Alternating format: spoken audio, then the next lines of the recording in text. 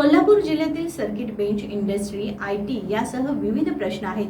हे प्रश्न सोडवण्यासाठी प्राधान्यक्रम ठरवण्याची गरज असून मी पुण्याचा आमदार, सांगलीचा पालकमंत्री असलो तरी माझ्यासाठी कोल्हापूर फर्स्ट असल्यानं हे प्रश्न सोडवण्यासाठी मी पुढाकार घेईन, अशी ग्वाही उच्च व तंत्र शिक्षण मंत्री चंद्रकांत पाटील यांनी दिली.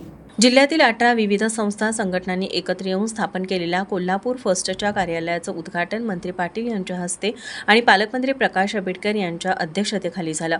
मंत्री पाटील म्हणाले, कोल्हापूर फर्स्ट ही चळवळ असून या माध्यमातून जिल्ह्यातील प्रश्न सोडवण्यासाठी सर्वांनी हातभार लावण्याची गरज आहे. कोल्हापूरच्या कोणत्या प्रश्नांना पहिल्यांदा प्राधान्य द्यायचं हे आपल्याला ठरवावं लागेल, असं सांगत कोल्हापुरातील आयटी पार्कमध्ये पुण्या मुंबईच्या किती कंपन्या येणार आहेत याची यादी द्या. उद्या आयटी पार्कसाठी 100 एकर जागा देतो. सर्वांनी हातभार लावण्याची गरज आहे. हे प्रश्न सोडवण्यासाठी आता प्राधान्यक्रम ठरवावा लागेल.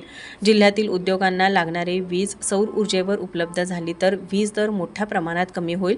त्यामुळे सौर ऊर्जेवरील विजेला प्राधान्य देणं गरजेचं आहे, असं चंद्रकांत मंत्री पाटील यांनी सांगितलं.